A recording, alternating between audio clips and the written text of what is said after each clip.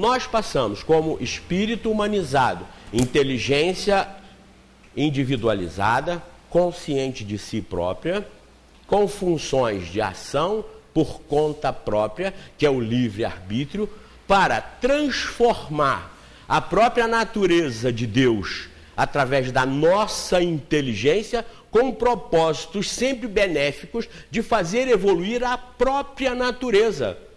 Porque Deus, na infinita perfeição, também não nos permitiu agir por conta própria, sem que essa ação própria nossa fosse perdida, ou independente, ou não necessária, ou não útil para o progresso de tudo.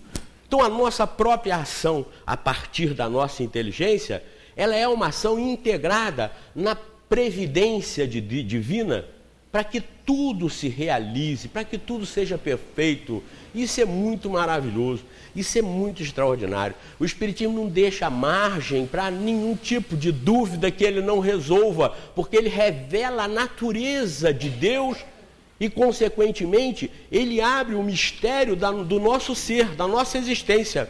Nós partimos do zero, nós somos a evolução do elemento básico criado por Deus e que origina todas as coisas existentes no universo.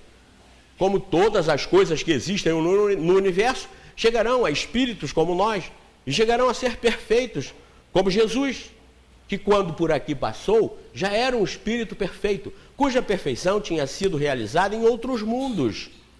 E não achem isso, nada disso absurdo ou difícil ou impossível, porque enquanto o nosso mundo tem 4 bilhões de anos, o universo tem 18 bilhões.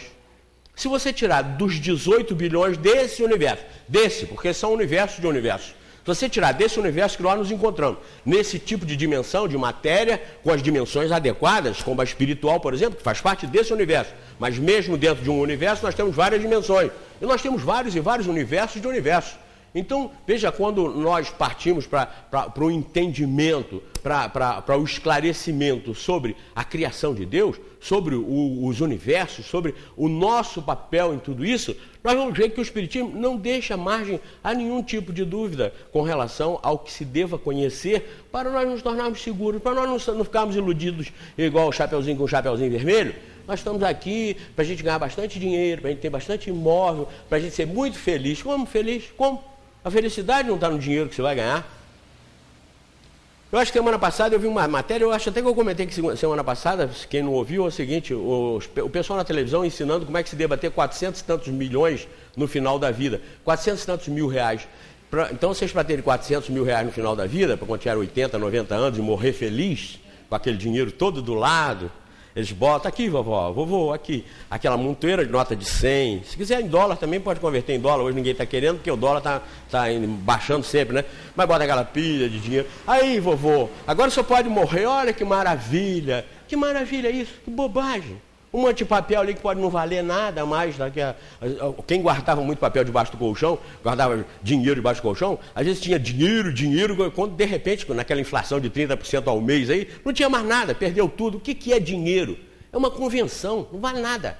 O que é ouro? Ouro é uma convenção, não vale nada na realidade. Se você estiver num deserto, morrendo de sede, e passa o sujeito com um saco de ouro, ele falou, vou te dar esse saco de ouro já que você está com muita sede, a água eu não posso, só tem um cantilzinho aqui, mas eu vou te dar esse saco de ouro, olha que maravilha. Ele vai morrer milionário com aquele saco de ouro do lado, vai morrer de sede. O que vale mais, um copo d'água ou um saco de ouro quando você está com sede?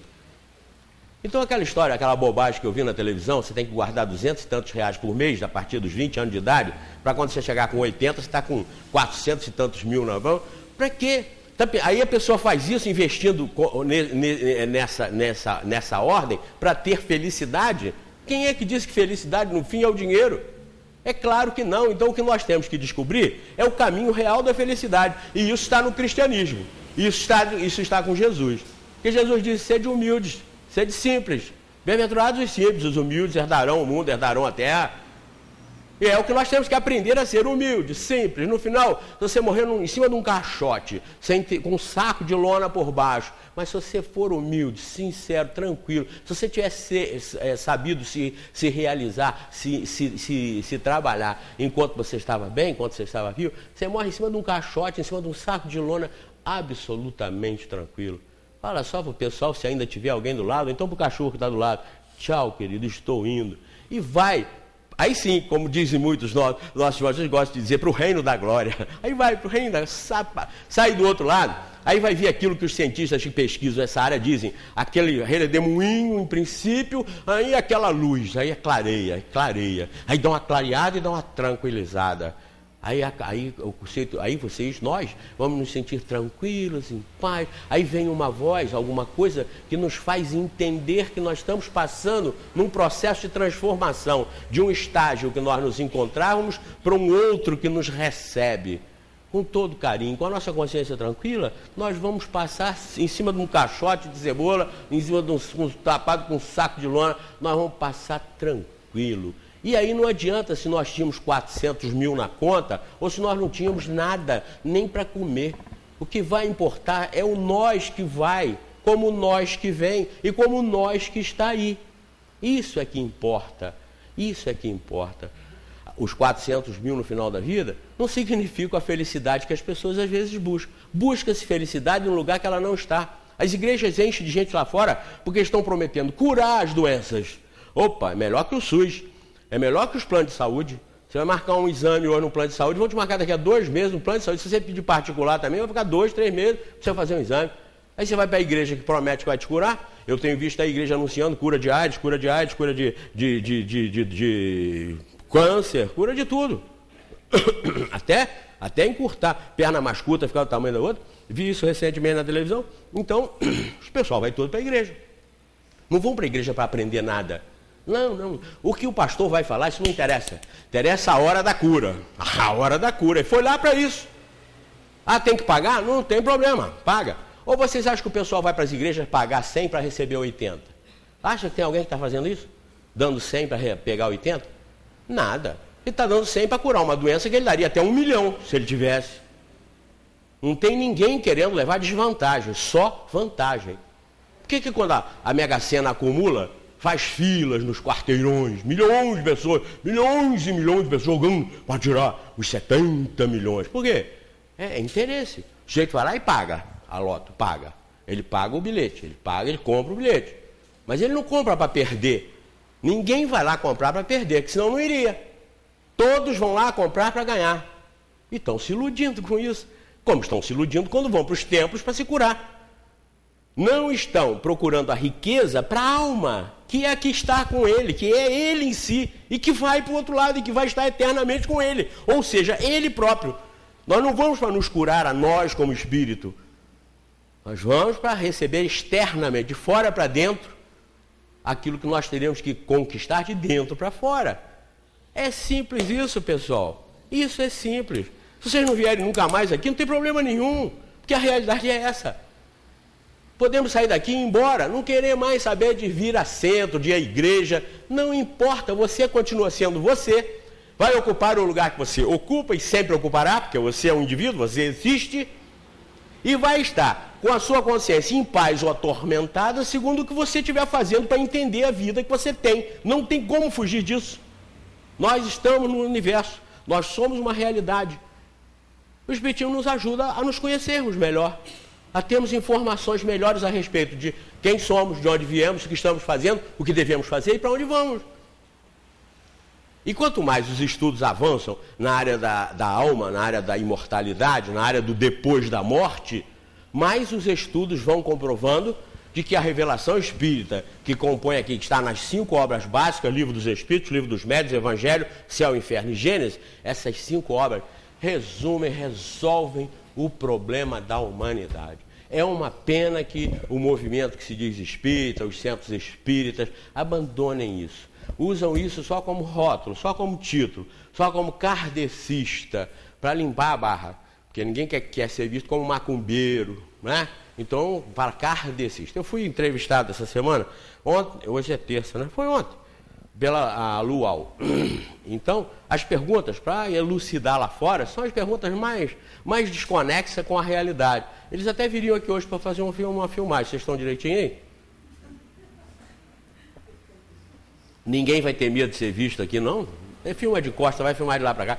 Não sei se vem. Então, se não vier hoje, eles vão vir amanhã ou depois, vão filmar mesmo vazio, porque eles querem ilustrar a entrevista com um aspecto do centro, porque ninguém sabe. De um modo geral, lá fora, como eu digo, as pessoas mistificam, as pessoas mascaram o espiritismo. Mascaram. O espiritismo é uma realidade. O espiritismo é a verdade revelada, é a revelação da verdade. Não precisa ter cruz, não precisa ter imagem, não precisa ter vela, não precisa ter andor. O espiritismo vem mostrar que nada disso é necessário. Nada disso é necessário. Nada contra as pessoas que usam, são até boas, melhores das vezes do que a gente que já conhecemos esse aspecto. Nada contra. Cada um tem o direito de ter aquilo que acha que deva fazer. E se sente bem, está fazendo bem, tudo bem. Mas o que o Espiritismo vem revelar, e eles com a autoridade que têm de conhecimento do mundo do lado de lá, como ele deve ser, como ele é, vem mostrar, não precisam fazer nada disso. Finados, agora, semana que vem, terça-feira que vem, né? Né? Terça, talvez, acho que é terça, né? Pois é, finados. Oh, meu Deus, se eu não for ao cemitério, não acontece nada, porque o seu parente não está lá. Ah, mas o que os outros vão falar? Aí é que está o problema, sai fora disso. Não interessa o que os outros vão falar, deixa isso para lá. Larga isso para lá. Uma vez me falaram assim, mas a tumba do seu avô, tão bonita ali na coisa, está largada lá e vai ficar largada lá. Só quando eu for para lá, alguém lá de casa foi que vai lá, abre e enfia lá o que nos serviu. Eu até tenho um negócio para escrever na minha tumba. Devolvo à terra, agradecido, né, a matéria que me forneceu para mais uma existência. Eu mais ou menos vou escrever isso, mandar escrever isso na minha tumba. Devolvo à terra agradecido a matéria que usei para mais uma oportunidade, para mais uma existência. Aquilo ali é devolução da matéria para a terra, da terra para a terra. Nós não temos uma célula no corpo que não seja da terra, Beth. Porque toda a nossa formação ela vem da terra. Então o nosso corpo é da terra. O nosso espírito já não é mais da terra. Ah, mas já não é mais por quê? Sim, porque já foi.